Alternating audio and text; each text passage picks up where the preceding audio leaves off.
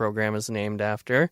But do you think professors should do away with that? I mean, maybe it's not even conducive to learning, or do you think it is? Personally, I like it because I would not participate otherwise, probably. It would force me to think harder about things and like do the reading more intensely. So I'm looking forward to it now. Obviously, I haven't started school yet, so yeah, I don't know for sure. I would second that as well. There is a certain degree. You got to have a little bit of anxiety about doing your reading, or else there's no point really trying to do it. It was hard because I had my con law professor. He was a very, I don't know if you'd say old school way of teaching, but it was really annoying. You had to have a certain amount of times you raised your hand in class and contributed to class.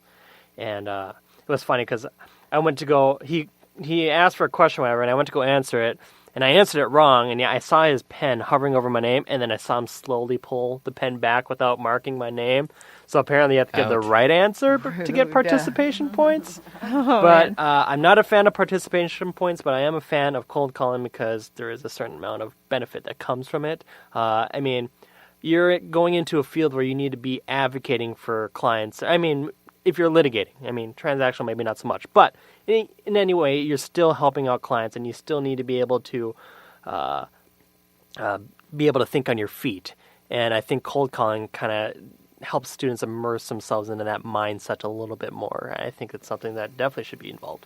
So I am a very outspoken person, and I like to participate in class, and I don't hate cold calling.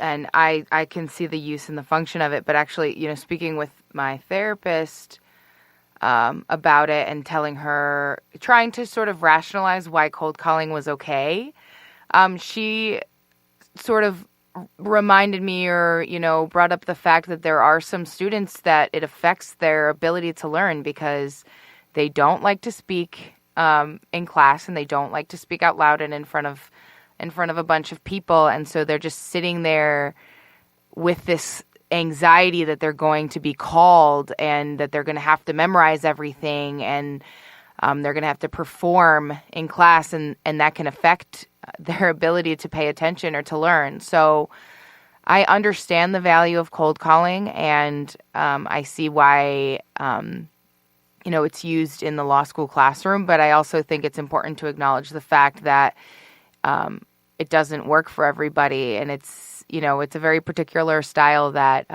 some people can't learn that way, or it affects their learning in a negative way. And I can remember having a cold call with my con law professor, who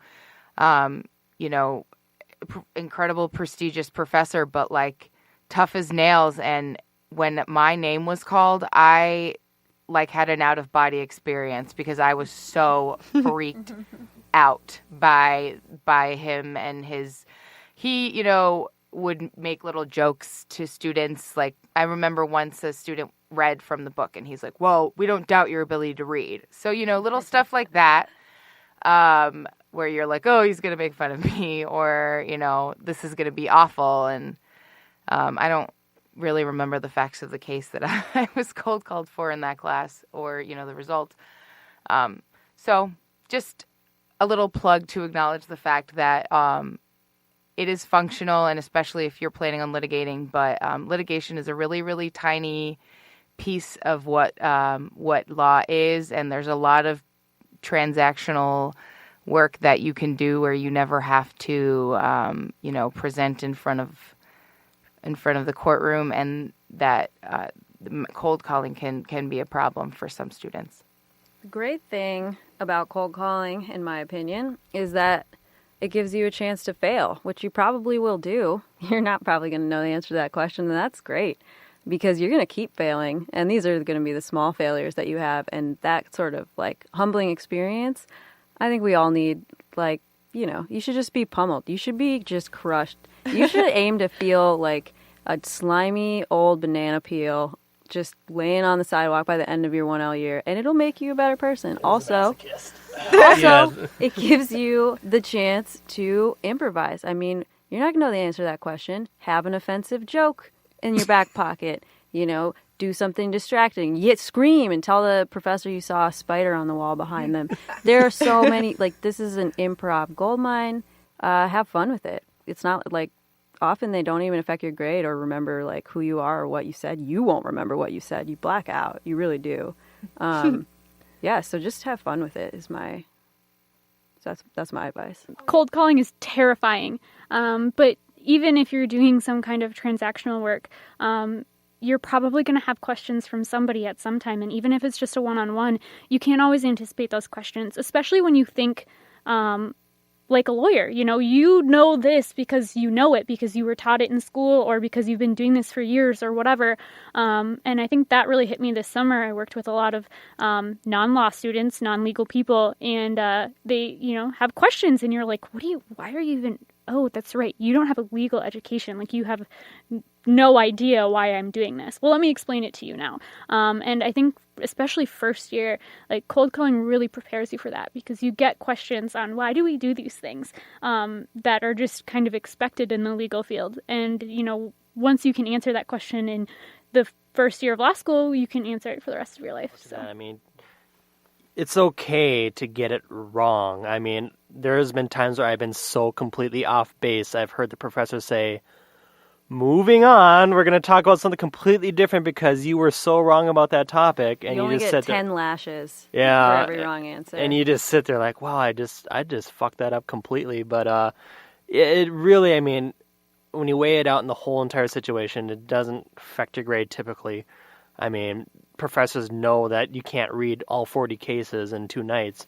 I mean... No, they don't. Are you sure? I mean, they should know that. I mean, and I'm like I had reiterated earlier in other episodes, I'm in the part-time every other weekend course for Mitchell Hammond. So we have one weekend when we're on campus and one weekend where we study off campus. So, I mean, in those 2 weeks that you have for the material, I mean, they're just laying out all sorts of cases for you to read and stuff. So, I mean, when you're not in a traditional classroom setting, you have to digest all those cases on your own, which sometimes being in a classroom has their benefits with being able to ask questions and understand it from the professor's standpoint. Because there's been times where I think I understand a case, and then I get to class, and then the professor talks about it, and I'm like, oh, like that was the main point that you're supposed to get from it. So being able to condense all these cases, I mean, it really is a near impossible feat to try and do, but it's the point of trying to go through being able to get into the lawyer mindset and being in a more analytical environment, I think, is the main takeaway from these first couple semesters of law school. I think what they can also do is just have puppy day every day. In those, yeah, like you were saying, I would bring my dog let us every bring day. their That's dog. just what law school should be. If any official person is listening to this. I would never get anything done. I'm not going to lie to you. My dog would love it, though. I just want to say that in law school, there's so much pressure and value about your grades and then your numbers and your rankings, but that it's important to keep in mind that there are a lot of other things that that make you a good person, and hopefully. Oh God, you might have other good qualities. Yeah, I think and there are other qualities that are going to make you a successful attorney beyond what grade you got your first semester contract law class. And so this is some advice, just advice for myself to think about and for everyone to think about, that just keep in mind that there's value beyond the numbers or letters that you see on the paper, and that you can definitely find success beyond that. I talked about my struggle, but I found a job, a paying job that's not super typical for your first year, and I found it before my friend who got the highest score in contracts. And so yeah, just focusing on the fact that there are other qualities that make you valuable beyond the page, and also that everybody else around you is probably also struggling. That's a huge thing that I learned. Friends telling me like, oh yeah, I'm definitely struggling. I'm seeking mental health. It's going to be okay, or mental health, excuse me. So yeah, just something to keep in mind. Remember all of the enemies that you're trying to show up, all those people that you're trying to stick it to. just keep them. That's my main motivation Put their as well. put their pictures on your desk. Your family's not going to help you. Picture your dog might help you, but just keep trying to stick it to all those people that were jerks to you, and the sandbox, the other sandbox.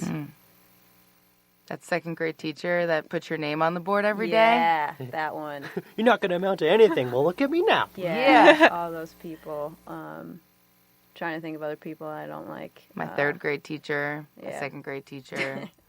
So all those basically all those elementary school teachers. My first grade teacher was awesome. And people who are killing polar bears for fun.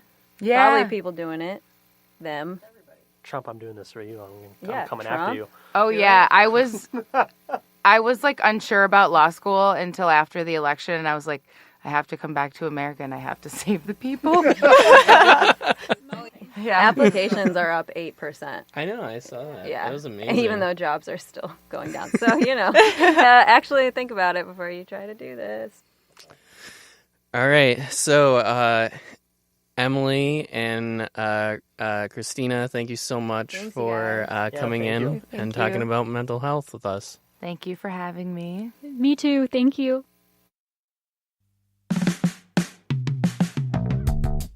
Thank you for listening to the Cold Call Lawcast. Follow us on social media at Cold Call Lawcast is the handle.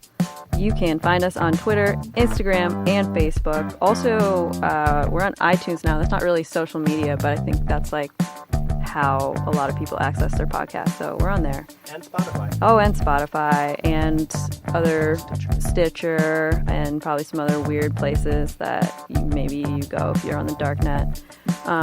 Ask us any question you'd like, and we'll answer it on our next episode. Maybe. We'll see you next time. Or you'll hear us next time. Maybe. Very professional, thanks. But yeah, talking to the mic. Oh, no, I mean, like, it'll come up again. Oh, You can't okay. I can't You can't just recreate get it. into forced sterilization. It has to come up naturally, right? Yeah. I mean, you can. Like, you could just You get can into mention it something as, that like, would a do, side like, topic. you guys like, know more about chemicals, like, you could probably just, like, waddle into it. But, no, it should, everybody should be sterilized. $239 million lawsuit. Everybody. Everybody should be sterilized. We should stop spaying and neutering cats and dogs and instead do it on humans. It's pretty soon. Cats and dogs will This take planet over. will be populated with the correct species. There you go. My cat's Makes kind sense. of a dick though, so Well, he's probably already neutered. yeah. Okay, we're good. So we already got him out of the gene pool. Yeah. He doesn't need to reproduce. He got cousins. Probably. Take note.